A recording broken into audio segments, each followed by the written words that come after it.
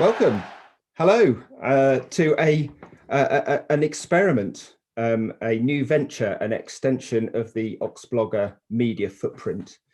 My name is obviously Oxblogger. That was what I was christened. This is a bit of an experiment. It may be a one-off. It may be a series. Who knows?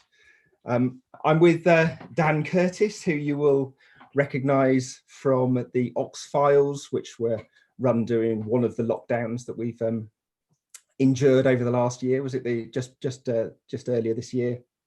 Yeah, this is a vlog. This for me is really exciting, right? We don't know each other.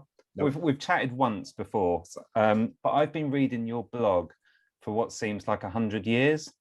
So to actually kind of see you in person and to meet you and to talk to you about football, to talk about Oxford, is a real thrill for me. Ah, that's too kind. Well, it turns out that I've been reading your stuff for even longer because you were editing the Yellow Fever. Well, that's right. Yeah, I mean, that's a fanzine. Do fanzines even exist anymore? Do people know what a fanzine is? Do youngsters know what a fanzine is? I doubt it. They're missing out, though. They're missing out. Yeah, honestly, I've absolutely loved your blog. My wife used to say, whenever she used to come in and see me on the laptop, rather than thinking I was doing anything nefarious, she'd say, "Are you reading bloody Oxblogger again?" So, and I always was. So, absolutely love your stuff. I know lots and lots of people do. I once posted on Rage Online. I said, "Has anyone been reading Oxblogger?" This was right in the early days of Oxblogger, and I said something. It's a brilliant read. And somebody said, "Oh, everyone knows who he is," and I never did. And I don't think anyone knows who you are, do they? Are you well known? No. I'm definitely not well known. I mean, people who know me. But funnily enough, I actually saw that comment. I remember that comment because I knew, because when it said, "Oh, we all know who he is," I thought, you don't really, you know. So, oh, how funny that you actually read it. Yeah, that was me. I understand. I'm a big fan, and I think I speak for a lot of Oxford United fans. We just love your blog. It's one of the best things about being an Oxford fan, and I'm not just saying that to make you blush on camera. I assure you. Well, so. What's this about? What are we doing? Set out what we're doing here then? Okay, so we're gonna go deep, aren't we? We're seeking out some deep Oxford United cuts. We think that fans are well served in the world of podcasts and the world of current Oxford United.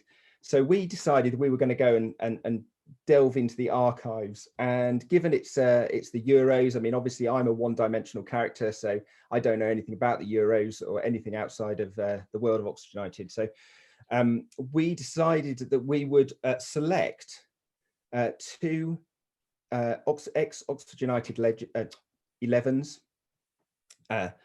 I would go for a 11 of Oxford United players from outside of the UK, and Dan would select a Oxford United 11 of full internationals, and we would compare them and shock each other, I suppose, as to who we've come up with. Is that a fair way of it? I think that's a good description. Yeah. I had one other rule that I added to my list, which was I had to have seen them play. So obviously there's some great names from Oxford's past, you know, people like Colin Todd, who was a really established England international, Dave Roberts, I think, from the 70s, never saw them play. Even Mark Wright, never saw him play, so out. Right. So it has to be somebody that I watched in an Oxford shirt. Oh, they were all watching, and how they were made to pay by Gary Briggs. All right, I have gone for, who do you think I've gone for? So there are a number of people I think you could go pick out there. Who did I think about? I thought about Ian Walker, England ex-England keeper. Here we go. So it probably leaves one, which is Paul Key, isn't it? Yeah, that is Paul Key. Extraordinary sideburns in that picture. Paul Key, yeah, I never saw Ian Walker play, and I couldn't think of any other UK international goalkeepers that we've had. So Paul Key, famous, I guess, for general flappage and letting weak, soft goals in, but also possibly the most timely, brilliant display in the history of crap goalkeepers for Oxford, away at Tranmere, the famous day at Tranmere. I can't think of many better performances by a crap Oxford goalkeeper, that's for sure. Paul Key, the only one I could really think of, to be honest, who qualified. Now, Paul Key is a bit, I mean, I did see him play, but he's definitely a bit of a blind spot. The early 90s, I was at university. Obviously, I was just partying too hard. And so there's a big blurry period of Oxford United players, and Paul Key's definitely one of them. But he was, so I mix him up with people like Ken Vasey and not Paul Rees so much, because I think he was a bit of a standout player from around that sort of time. But yeah, he didn't go down well with the Oxford fans, as far as I remember. Yeah, no, he wasn't massively popular. I think there's always other keepers who the fans just preferred, probably because they were better. But yeah, I mean, obviously at the time, I think everyone loved Paul Rees because he had that unbelievable. Was it his debut at Derby where he saved everything? Yeah. And yeah, he's also like super cool. Paul Rees. He's like 5'2". Wasn't he married to a famous DJ as well? Possibly. I might be making stuff up.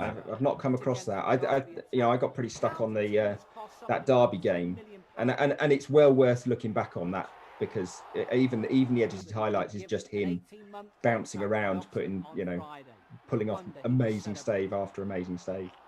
Go on then, OB. Tell us your one. So when I was thinking this through, one of the things that really struck me about this is that it seems that, I guess because goalkeeping is such a specialist area, and plenty of players sort of came over and they could just sort of slot into that position. There was no you don't have to kind of get into the culture of the rest of the team, be able to play in that style or anything like that. So we've got quite a lot to choose from. Obvious people, Paul London, I think most people will go for, and his I don't know who was. I'm not sure who was the number one in that relationship, but Andre Arenze was the other one, who played in at least one World Cup, and was terrible in that. Keeper's got it. Keep no! So we've got those two. Who else we've got? We've got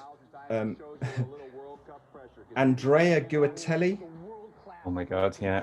So who came in by Jim Smith when he decided to save us from conference relegation to the conference. But who I've gone for, I've decided to go to play it pretty safe, I think, and I've gone fairly contemporary with this one. So I've gone for Benji Bushell. A genuine international? He was. Yeah, and at a time that there was a period after he left Oxford, I think that's the only professional football he was playing, was international football. I kind of felt very warm towards him because he came in, he wasn't there at the start of the season, as I remember. He sort of came in as a bit of a backup to Sam Slocum, but and like you say, everybody else was kind of like on fire, and everybody, there wasn't a favourite in that 2015-2016 promotion team, and then there was Bushell, who sort of kind of tended to flap at a few crosses, couldn't kick brilliantly, didn't even feature in some of the key games of the season when I look back. So he wasn't playing against Swansea in that game. I'm not, and others. He only played 20 odd games, but I really liked him. I kind of warmed to him just because of that. So that's why he gets my my vote. Centre back. There we go. Right.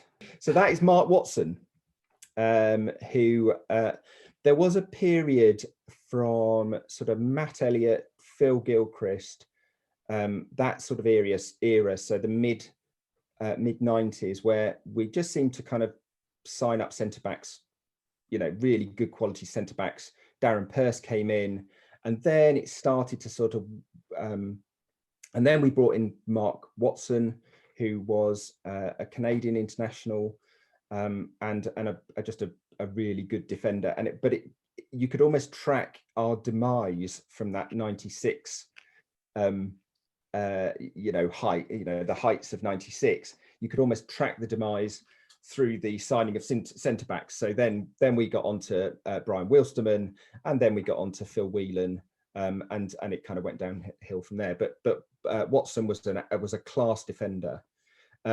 His exit is fantastic as well, because he our worst ever season, which was 2000-2001, which is worthy of one of these, I think, all on its own. Watson at the start of that season simply hid. So they were trying to offer him a new contract, and he just ran away. So he ran away, and he hid, and he refused to return calls. At one point, Dennis Smith was talking to his agent, which turned out not to be his agent. It was a stooge, and Watson basically sort of evaporated from the scene, which is probably the best way to leave that particular team, because he knew what was coming the following season. He's now quite a respected coach, I think, in Canada. He's quick. I remember him being really quick, which is kind of what we needed. If he's playing alongside Phil Whelan, we definitely needed somebody quick. I think most people benefit from playing alongside Phil Whelan as well, because it automatically makes you look better. So there's players all over the country who are desperate to sign alongside Phil Whelan. Just to that was the unique selling point of the club at the time. Look good alongside Phil Whelan. Right, who have you gone for next to him? Okay, so this is well, you have to say this in exactly the right way. You have to describe this as Rhodes Scholar Kerry Evans, or is it Seri Evans? I'm not sure. Kerry, definitely Kerry. Definitely Kerry. Yeah. So I don't know the detail of the story, because this is again from my vague years, but he was an academic at Oxford, a Rhodes Scholar. I don't know what a Rhodes Scholar is, but I think it's quite impressive. Studies roads, basically, I think. Yeah. Yeah, road mender. But he was a New Zealand international, and was decided to play. He needed to do something in between his studies, I suppose, take the pressure off. So he came and played for us, and was pretty majestic, really. There's his post Oxford story is quite an interesting one, because it circles right back to the club. So he became he became a psychologist and a sports psychologist who did a lot of work with the All Blacks to get their mindset back together again. I don't know much about rugby. They weren't doing very well. But he was their sports psychologist, got their winning mindset going again. They won some World Cup or something, and but they wrote the book. There's a book written about that whole process, and that became Michael Appleton's Bible his go-to text for the revolution that Appleton put in place at Oxford. Apparently Appleton insisted that on all the players buy the book. It was it was the no dickhead policy, is that right? That's what they call it? Yeah, the no dickhead. I mean, it's quite a long book, and the no dickhead policy is pretty much the thing that that jumps out from that entire book. But there's more to it than that. Most of it's kind of it's all about sort of Maori traditions and things like that. But yeah, the no dickhead policy is the one that that stands out. But yeah, so Kerry Evans, not only very good defender for Oxford, but actually in some ways fueled the promotion in 2015, 2016. So I thought he was worthy of a spot. Without doubt. I do remember him playing. I mean, that was my kind of peak era, the kind of early 90s, and he was a colossus, and just tall, strong, and just really good defender. No nonsense at all. He also marked Gary Lineker out of the game once in an international, New Zealand against England. It's got Kerry Evans on the near post with De Jong. Ironside up with Woods. Oh, he's dropped it, and it's been hooked over by Dunford. For the moment, it's Lineker with Evans, and Lineker gets away, but can't produce a shot to trouble the goalkeeper. Okay, then we were going, oh, mais oui, monsieur. You know what? I think when things start to go wrong, you need players like Christophe Remy, just as a fan, just to keep you kind of centered. I think there's something about a overseas player coming to your club when you're of the size of Oxford. It's like they're doing you a favor. They don't have, I mean, they've got the choice of anywhere in the world to play, and they choose to play at your club. And things weren't going great around that time. That's the early, you know, we were just being promoted. But you could sort of see the wheels were slowly starting to fall off financially. And I think Remy just kind of, he was just a nice guy, and he was very sophisticated because obviously he's French. Yeah, I mean, you know, him and Benji Bichel, just nice guys to have around the place. That's all that's my main criteria for selecting these players. Funnily enough, I am Facebook friends with Christophe Remy. He's just a really, really nice guy. He would always stop and chat when I was selling the fanzine outside the ground. Just a really, really lovely top fella. I'm delighted you put him in your team, even though he's not a full international. Or is he? No, he can't be. Can he? No. I mean, I think the full internationals. If I was going to be able to provide full internationals for the whole team, I would have been struggling, to be honest. It's an overseas 11. Right, who's going left back then? It's the modern day Christophe Remy. It's exactly the same principle, really. Is that, you know, the post Michael Appleton year with Pep Clotet was not exactly the most comfortable. It all seemed to be kind of going wrong. It was a painful year of transition, but Ricardinho, again, he's come from Brazil to play for us. You know, I mean, that's just a privilege in itself, isn't it? I think he's our only Brazilian ever to play for us. And he smiled a lot, which was nice.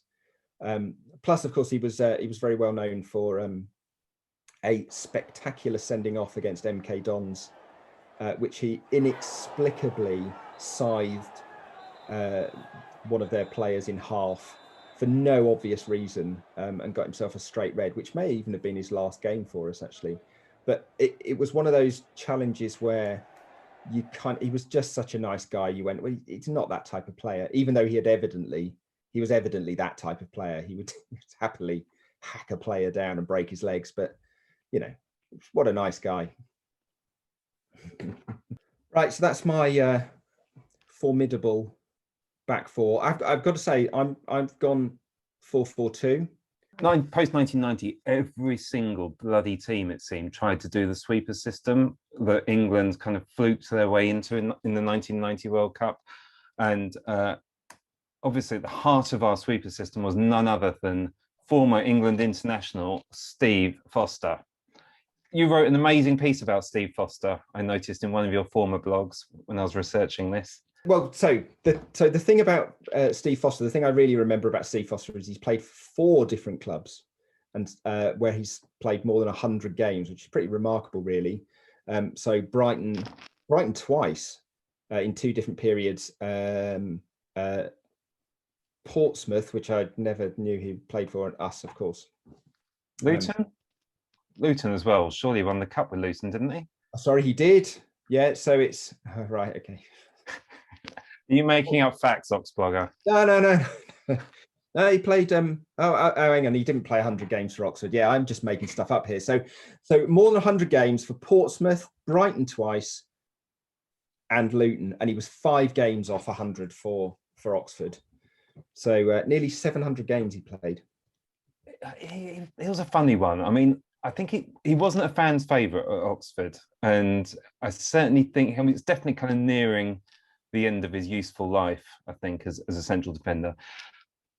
And I think that kind of headband as well, just kind of the headband and the perm just kind of annoyed people and put people off him a bit, maybe. Well, he was a brand, wasn't he? Yeah. You know, I think that was part of the challenge, is that, you know, once you're a brand, you can't age at that point. He's got to perform at a certain level all the time.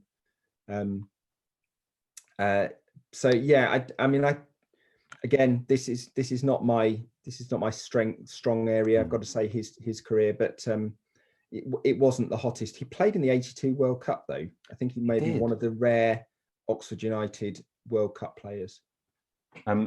I've got some footage of that, actually. I've got his only moment in an England shirt, which only moment on YouTube captured in an England shirt.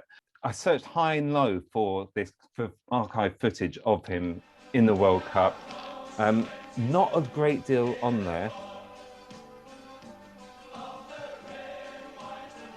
We've got him looking slightly awkward, singing "This Time More Than Any Other Time."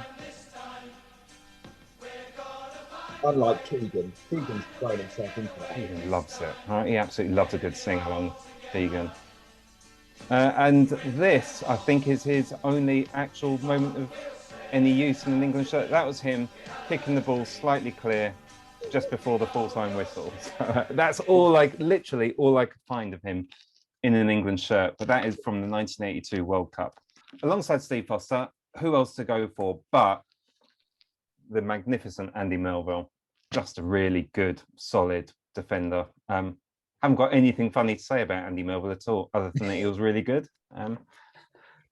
Yeah, no, he was class, wasn't he? In fact, if you look back at the team of those early 90s, it is punctuated by some players you would kill for having now, or at any other time, frankly.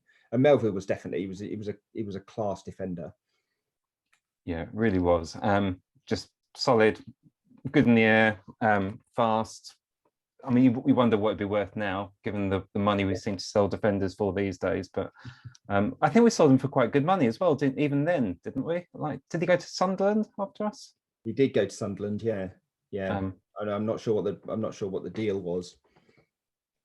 And I think we got Anton Rogan in return, which didn't seem like a particularly fair exchange. Now, alongside Melville, I'm going for, as I said, a back five.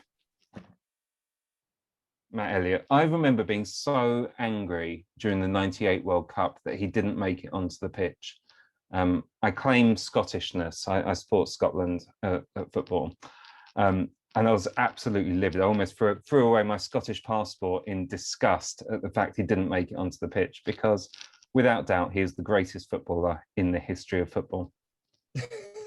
How'd you get from there? He was. I mean, he was, though, wasn't he? I mean, you've got Messi, you've got Pele, you've got Ronaldo, you've got Maradona, and you've got Elliott. That's that order. That's the pantheon of the greats, isn't it? Absolutely. So that's my solid back three. There's not a great deal of pace there, I'm not going to lie. Melville's probably digging us out of a little hole, but I mean, he's still not hugely quick. Yeah, I wouldn't want to see a nippy forward amongst those three. But it's kind of screaming out for Phil Gilchrist to do some mopping up. Unfortunately, doesn't fit. Never played international. Yeah, never played international football. Now, who's that? OB.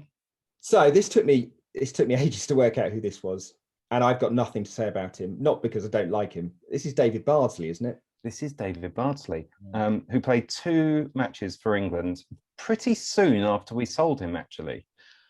All the other players who've ever played for England and Oxford have always had, there's always been a considerable amount of time between them playing for us and playing for England. But Bardsley we sold to QPR, and within a couple of seasons, I'm sure he was playing for England. And he actually had 2 really good games for England, but never got picked ever again after that. I think he fell out with Graham Taylor.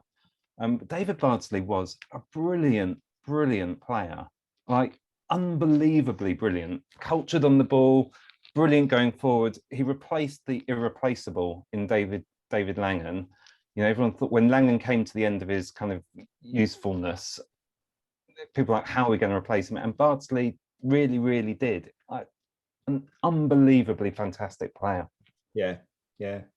As I say, I don't remember a lot about him, which is really helpful for this. Thanks. But he was one of those players. There is that sort of post glory days number of players that, like you say, that when you look back, you think they were players. They were really good, but because of what came before, perhaps, you know, what came before kind of cast a shadow over them. So a lot of people would miss a David Bardsley. I mean, in fact, he played for England, albeit under Graham Taylor, but you know, it shows, you know, there aren't too many full England internationals that also played for Oxford. Yeah, so class player. Not that I can remember anything about him. Right. Yeah. So that's my right wing back sorted. My left wing back, Sam Ricketts. I'll explain why I put him in later on. You need to see the rest of the team, I think, to understand why I've sneaked Ricketts in above, say, Neil Slatter, for instance. But so just before we go any further, are the proportions on that photo right? Yeah, that's a good point. I don't remember him being like that. Seems a bit pinched.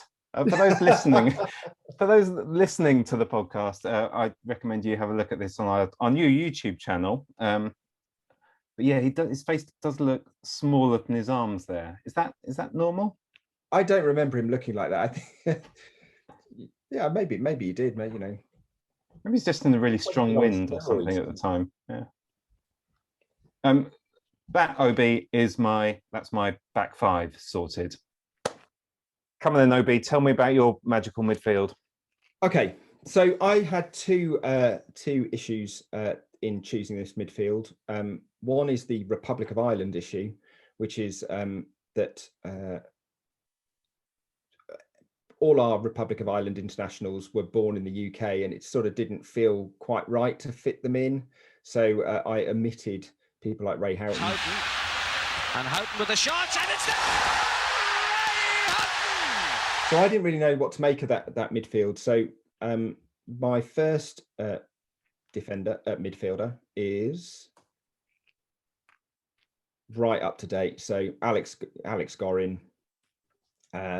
enforcer in midfield, definitely fits the nice guy image of this team, but a beast on the field. I really like Gorin. I've always been slightly disappointed he doesn't have a Macam accent, given that he played up there. And I don't even remember that Fast Show character. Julio Giorgio, record Colombian signing. Nice to have you back on the show.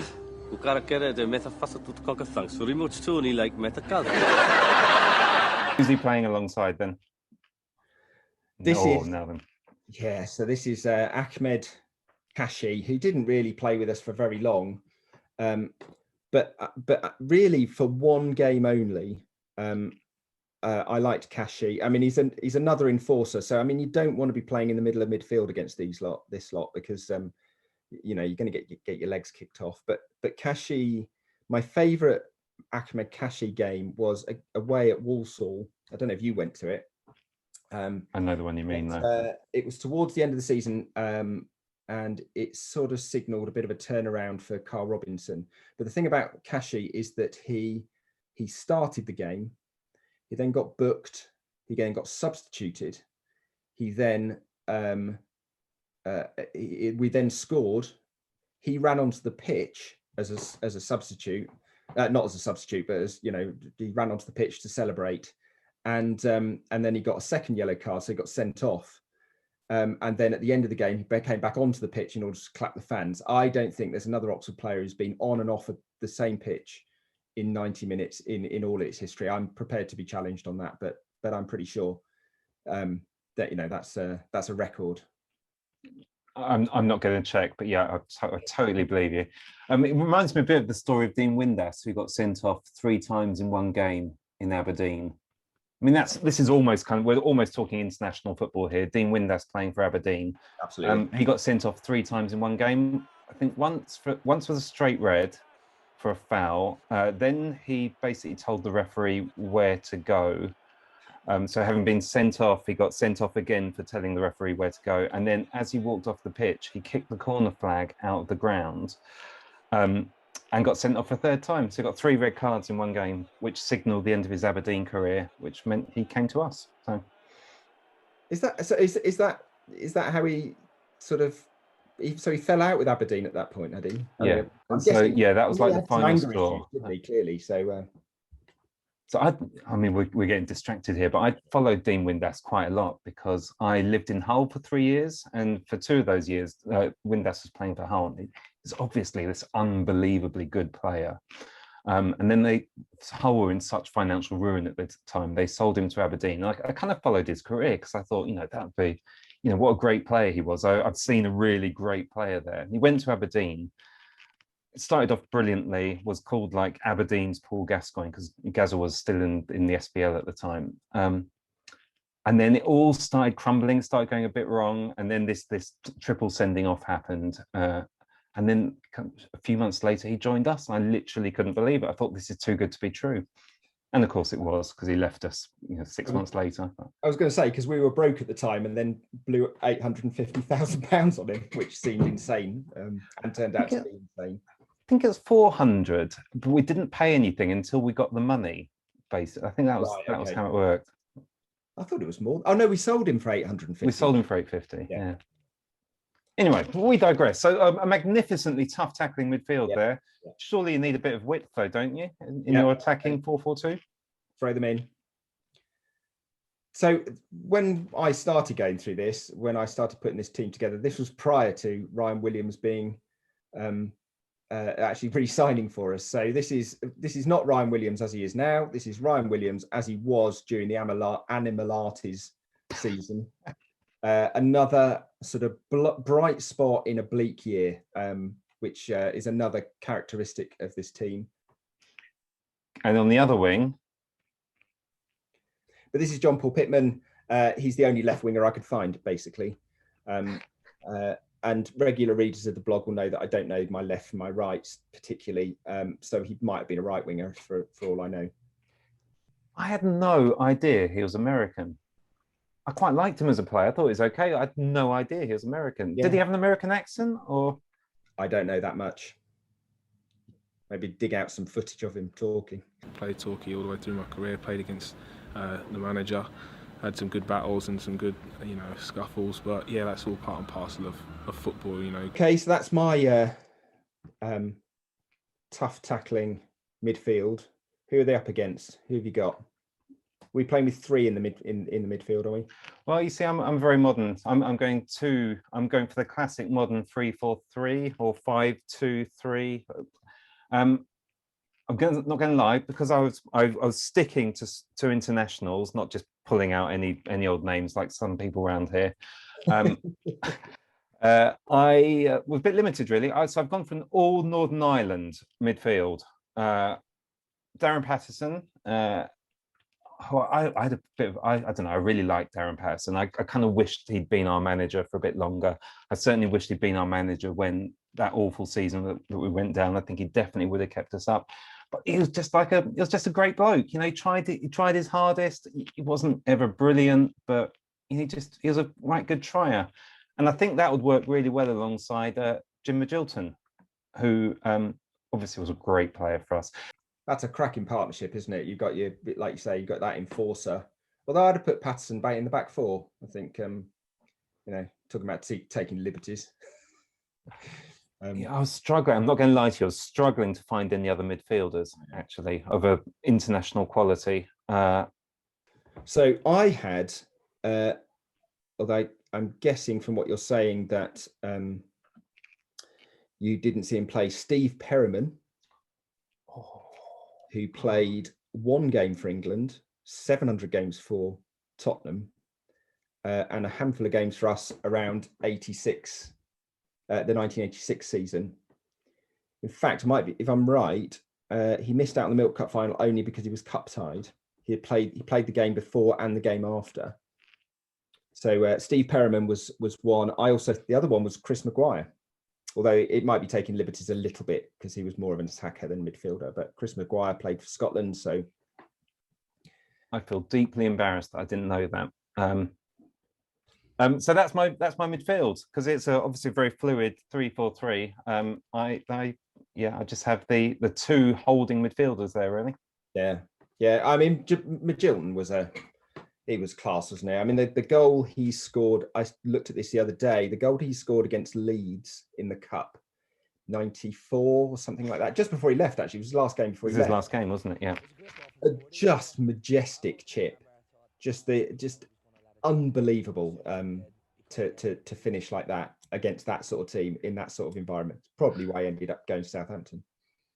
That Leeds game was such a game. We were 2-0 up and cruising, if memory serves me correct, with about no minutes left. And then did Strachan score both for them? I can't remember. But Leeds scored twice in literally the last 2 minutes, which sent it to extra time. When the second goal went in for Leeds, I kicked my bed so hard, I actually broke my foot. I was absolutely mortified. And I thought, because we're having such a bad season at the time, we were selling players, we're in financial difficulty, and to be 2-0 up for the second time, because we've been 2-0 up in the first leg, what was it called? The first tie. Then it went to a replay. We're 2-0 up again. We let 2 goals in. And then it was over. We were surely doomed. And then Magilton lobbed that beautiful one in. What a day. And then we sold him the next day. Yeah, I think there's like an interview with him immediately after.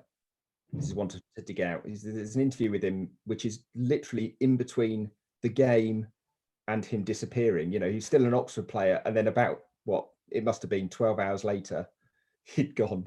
Literally, as soon as they've turned off the camera, he was in the car out of it. See you later, guys. Cool. Shall I do my wide players then as well? Shall I? Well, I say wide players. I'm probably talking about his waist more than anything else. But I've gone for Phil Gray. Only again because probably I was trying to get a nice kind of spread of kind of the home nations in my team. I was also struggling a little bit for international players that I've seen play, but I saw Phil Gray play. The other reason I've picked him is I've now got 3 players in my 11 who were part of the worst Oxford team of all time. And so that worst Oxford team of all time had 3 internationals in it, which I kind of like. Yeah. I mean, only we could do that, really. I don't remember much about Phil Gray. Always needed a shave. Scored a few goals for us. He did. He was, and he was one of those players that had a bit of class about him, and you knew that he was. I mean, I think he was probably coming to the end of his career, wasn't he, when he joined us? But he had a bit of class around. He just didn't have the supply. He didn't have the players to take him further than he did. He was top scorer for a couple of seasons, I think. Now, look too closely at that photo. It's quite a famous photo. That's a very young Dean Saunders. That's the season we signed Dean Saunders. And when we signed Dean Saunders in 1986, I'd heard of him. And I'd heard of him because he was notorious in the press for having posed that particular shot. And if you look very, very, very closely, he's revealing a little bit more than perhaps you'd want to do in a team photo. And he did it as a joke. So he made all the national newspapers, and then we signed him 6 months later, and he actually turned out to be quite good. So don't look too closely at that photo, because you will see slightly more than you're hoping for. That is Dean Saunders. I can't not look now. If you look at the shirt, even the shirt's giving you a clue. Yeah, it's like subtitled, isn't it? Obviously a really, really good player, and almost replaced, again, the irreplaceable. To fill John Aldridge's boots with relative success is no mean feat. So good player, good perm. Although kind of reviled, is that the right word? now. I mean, as a pundit, as a a co-commentator, for somebody who, like you say, he's right up there in terms of the best strikers that we've ever had. I think Oxford fans don't particularly like him, just because of how he is as a co-commentator. I feel like I might as well finish my team now, Obi. Up front, on his own, leading the line, none other than Jeremy Charles, who I saw his last game for us was my very first game watching Oxford United. So for that reason, I had to kind of put him in. Yeah, no, I couldn't. He was one of those players that I did have in my, I had in my my own secret internationals 11. Although I had him partnering Billy Hamilton because I just thought it'd be brilliant to have two players who were almost identical playing against each other. So, well, playing with each other. Sorry, absolutely no pace, all height, yeah, I mean, Charles was again probably slightly overlooked really because he partnered Aldridge. Lining up the shot, pushed down, Jeremy Charles. Go on then. Which wonderful international strike duo have you gone for? Okay, so again, we haven't signed many international strikers in our time. The first one, I believe, will be actually, this surprised me, and this is Wikipedia, so it may be wrong. Yemi Odubade was born in Lagos in Nigeria, apparently. So he's my probably unexpected, one of my unexpected strikers. Yet again, bleak, a light, a moment of light in a bleak time. I remember I'm so actually, glad I you went said to that, Obi, because I loved him as well. I mean, that he was an awful team. That team that in the first year in the conference was one of the hardest to watch teams you could ever imagine, apart from Yemi. I absolutely loved Yemi. He was such a bundle of fun and joy and pace and trickery. And yeah, he got things wrong. He kicked the ball into the stand sometimes, but yeah, I loved him. He was a ray of sunshine in a dreadful team. There was two moments with him in particular. The first was the first time we ever saw him, which was we played in an FA Cup game at Eastbourne when in that relegation season, and we pretty much filled one side of the ground as you would expect, and it was classic, big league team going to a tiny. It was a big day for them, and we looked like we were in control. Although we had only scored, I think Steve Basham had scored, we were 1-up. And he came on probably with about 10 minutes to go or something. And there was just this buzz around the whole of the Eastbourne, all the Eastbourne stands. It was like a big deal that he was coming on. This was and I think this was the moment, he was the impact player. And I think he may have conceded the penalty, which we then, led to their last minute equaliser. And then he ran us. The other weird thing, and this is not my second memory, this is the weird thing about that. The following game is he ran us ragged in that return game.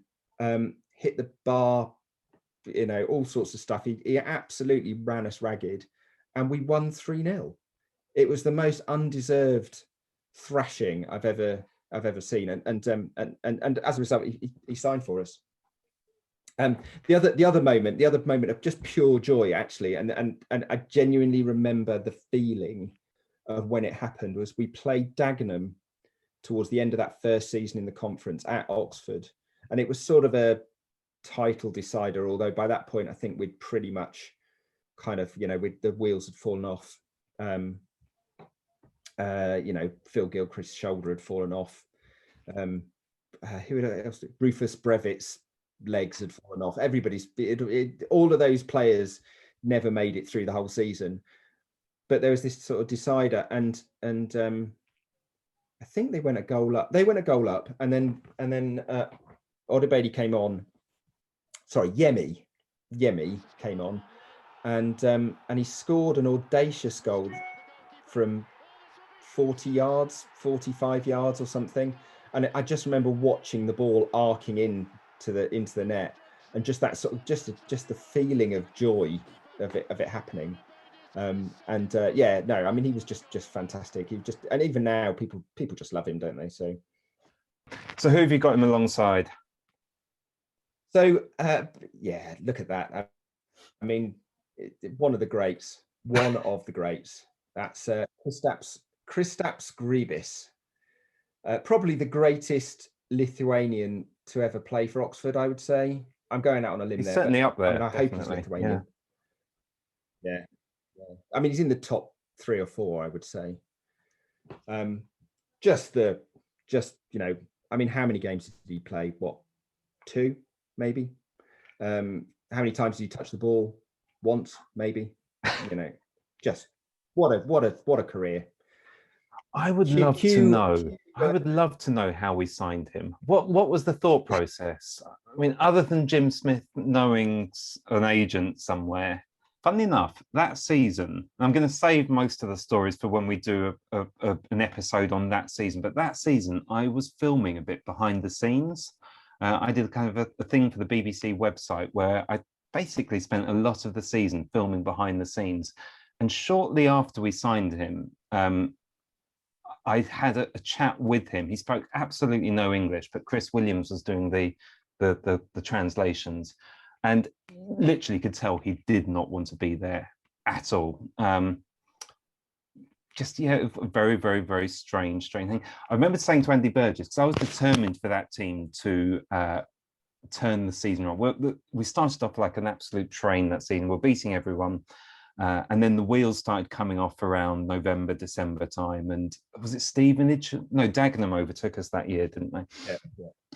And basically, we were playing this dreadful 5 at the back system with 5 central defenders and no width at all, it seemed. And I kept saying to Andy Bird, we need to play 4-4-2. And he said, we haven't got the players to do 4-4-2. And I said, yes, we have. We've got Grybis now. We do Grybis and Duffy up front. We have you, Andy, on the left, Yemi on the right. And that's your 4-4-2. And he said, have you seen Grybis play? We've seen him in training and he's the worst player I've ever seen. So. Yeah, just the strangest period. Although, a lasting legacy, he's the go-to player when you want to talk about somebody obscure. If you need a joke or something, you can always drop in a Grybis joke, if things are quiet. So, yeah, a kind of living legend in many ways. Cool. Right. Do you want to do your subs now then? Let's do, well, your sub and your manager. Where are you going with your sub? Single sub. Single sub. Old school, like early 19 or late 1980s. One sub. Yeah. Here we go. I wasn't expecting that photo. Yeah, I knew you weren't. I mean, I said earlier that you can track our trajectory by the central defenders we signed, particularly around the 90s. So Phil Gilchrist, Matt Elliott, and then I can't remember exactly the chronology, but people like Mark Watson, and then Brian Wilstermann was one of those. People loved him because he was another one of those players that why would he come to us? Still don't really know. Prone to mistakes, but just a joy to have in the team, really. And it sort of came to me late that he should be included. So I started off trying to create a team of the best team, and unfortunately Wilstermann would never get into the best international Oxford United team, but it seemed wrong not to include him somewhere. So yeah, that's an old photo though. It really is, yeah. I've tried my best with the photos to dig up some really kind of funny ones, and that one just made me chuckle. It's actually a proper Panini sticker as well because it's a double one. I've cropped out the other side, but it's like literally a double Panini sticker. So, what are they called? Is there a phrase for a double sticker? Is it just a double? I'm not specialist in this area, unfortunately. Only know shinies, and it's not shiny. Now, there's only one place you're going to go for the manager. I'd be disappointed if you didn't go for anyone else. Go on, tell us who. Yeah, go on. So that is astonishingly, that's Ramon Diaz. What a manager! I mean, there was just so much. I mean, we could do this is another one where you could do a whole episode on Ramon Diaz. So this is the Argentinian Alex Ferguson. I believe he beat Chris Turner to the Oxford job, and I can't remember who left before him, possibly Graham Rix. Was there anybody between Rix and him? Can't remember. That era, probably, yeah. But he Probably just- about 5 managers. Huh? There was something to do with it was something to do with him taking over the whole club, wasn't it? He brought in a ton of other backroom staff. He brought in a load of. They all seemed to play on the wing. They all seemed to be Argentinian. None of them wanted to be there. So he brought in a load of players. Diaz's background is quite interesting because he was an Argentinian international. He played in Italy, so he was a very, very successful player himself. And he was best mates with Diego Maradona, but at some point fell out with Maradona around 82. I think he played in the 82 World Cup, and then mysteriously never played for the national team again. So I think the rumor goes that it was Maradona who kept Ramon Diaz out of the Argentinian team just because he didn't like him.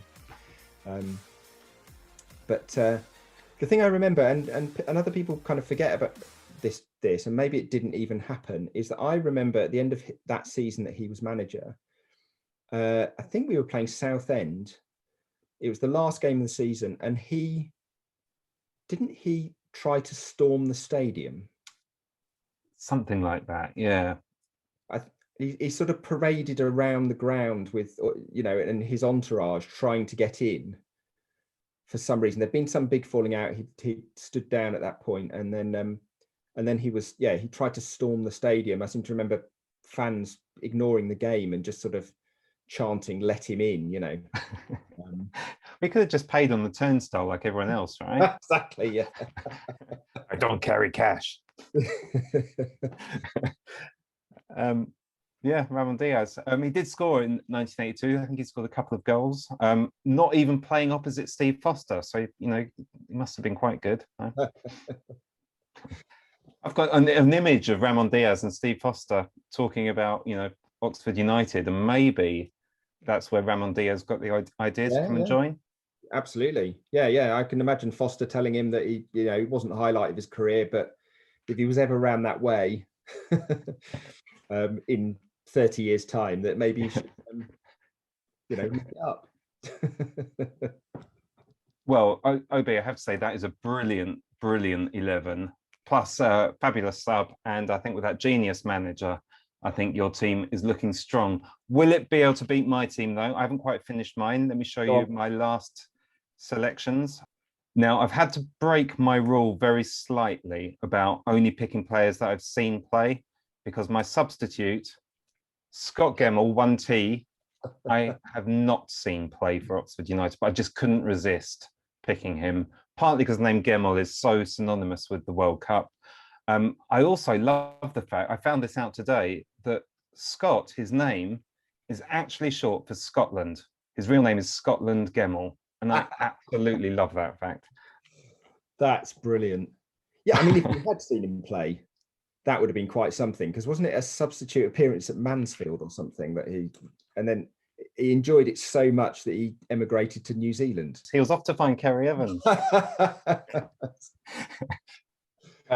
Scott Gemmell, yeah, quite a successful Scotland career, although like Matt Elliott, he never played. He was at the 98 World Cup, but never made it onto the pitch. And then, joined us, and as you say, played, I think, about 10 minutes, and then got the hell out of there. Wasn't he even meant to be a coach for us? Maybe he looked at the squad and thought, "There's no way I'm coaching this shower." I think he was down as wasn't he defensive coach? I'm trying to think who would have been in the defence at that time. Leo Roger and so I mean, I like him because of his dad, really. I loved Archie Gemmell. I thought he was a cracking player. I love your blog about him. I'm going to keep plugging your blog all day, Oxblogger, but your blog about Scott Gemmell, which is basically all about Scott Gemmell's dad. Well worth a read. I think I covered him. I think I covered Scott comprehensively, didn't I? His entire Oxford career. You didn't mention his name was Scotland, but no, that is a great fact. Well, it's according to Wikipedia. My manager. Who else? What a guy. Got nothing to say about Graham Rix. Obi. So I mean, the thing I remember about Rix is, I mean, you've got to admire his commitment to his principles, because he was brought in as one of the country's greatest, greatest young coaches, which we had quite a lot of that sort of stuff. He's one of the young, the great young coaches in the country, and he took over from Ian Atkins, didn't he? Who obviously was also one of the great young coaches in the country, very progressive with, at launching the ball 40 yards up to Julian Alsop. And the thing I do remember about Rix is his first game. He brought in Courtney Pitt on the wing, and he was Courtney Pitt was synonymous with what was going wrong at the club then. Pitt didn't care. He wasn't interested in being there. He felt completely alien, and but the thing I do remember is I think it's about because Rix was committed to a passing game at Oxford, and obviously inherited the Ian Atkins style, or the players, sorry. And I have this mental image, which may or may not be true, of people like who was the Crosby? What's his first name? Andy Crosby. Andy Crosby. Yeah, it's the memory of Andy Crosby kind of passing the ball along the 6-yard box line with whoever it possibly was Chris Wilmot, or it was just Matty Bound, was it? Would it be Bound? That's it. Yeah, all trying to play sort of tick-a-tacker 3 yards out from their own goal, just to satisfy Rix's kind of obsession with the passing game. I mean, it was going wrong from day one, wasn't it, with him in many ways. I have a slight guilty confession. I was so desperate for it to work for Rix, because I hated the Atkins ball. I hated that long ball stuff. My spirit, my love of Oxford was waning so much watching these kind of 5 central defenders launching these long balls forward all the time. So when Atkins went, I was so relieved. I just desperately wanted it to work out for Rix, because I wanted us to be able to play, Chris Hackett, and I wanted us to play with 2 wingers like football should be played. And it was just an absolute disaster. As you say, he tried too quickly to change it, and it all went wrong. So that's my team. Who's going to win? Who's winning? My All-Star UK 11 or your international team? Well, I mean, I did think this as I was kind of going through the options, and I'm gonna say, I mean, in the end, these are internationals, whereas mine were not, so I mean, this is a class 11, isn't it? This international 11. It's I mean, pretty good. I'm going to get to Paul Key, so that's not an issue. But the rest of them, yeah, that's the quality's right there. I think because my team's being managed by Graham Rix, your team is going to win. So yeah, and you've got Scott Gemmell to come on for the last 10 minutes before he emigrates to New Zealand. So let me give you some of the options that I had. As I say, Chris Maguire I had in there. Mark Wright. You see, I never saw Mark Wright play. I saw him manage, unfortunately, but I never saw him play. So yeah, I couldn't have Mark Wright in there. But. So Mark Wright, I don't think I saw Mark Wright's first game, but I saw his first start. And this is a bit of a kind of story from like a family story, where my dad turned to me as a young boy and he said, he'll play for England one day, that boy, about Mark Wright. And he did. And I always thought that you'd get one of those, in a lifetime, you would get that kind of prediction once. You'd just do it. So I predicted Paul Powell would play for England, and I was absolutely proved wrong. He drank for England, so he did. Yeah. I mean, he was world class. He was world class in drinking. Um, I'm just trying to see if there's any little hidden gems. Who else? Christian Ribeiro. Now, Chris Ribeiro, I was watching, I'm going to sound really sad now. I was watching Homes Under the Hammer the other day. Okay. And he was on. He's a property developer. I'm going to find this because I sent a picture to a friend saying, guess what I've just seen on Homes Under the Hammer? I took a screen grab of it. Chris Ribeiro was on Homes Under the Hammer. Extraordinary. That's a story. That's brilliant. Yeah, I mean, why wasn't he there? I'm horrified you didn't put David Langan in your team, I must admit. So I selected my team before we kind of nailed the Republic of Ireland rule. So Langan, yeah, should go in. Aldridge should go in. Houghton should go in. It just seemed a little too easy. Yeah, cheating. Yeah. So, but no, absolutely. I mean, Langan would normally make it. That's three, and that's victory.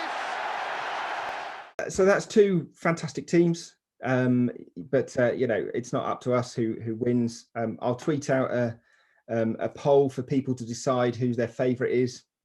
In great tradition of these sorts of things, why not give us your 11 as well? If you enjoyed this, then we think we might give it another go, and we'd like to do the greatest story ever told, which is the story of the 2000-2001 season, in which we conceded 100 goals, and it was the last season at the Manor, and Derek Lilly was held up at gunpoint while he was on holiday. So, and that's just three of the stories of the many that come out of the 2000-2001 season. So I'd like to do that. If you'd like to get involved, this is we'd like more people involved in this to chat through their memories of various things related to Oxford. Get in touch. Hope you enjoyed it. The unbelievable has happened, and a dream has come true.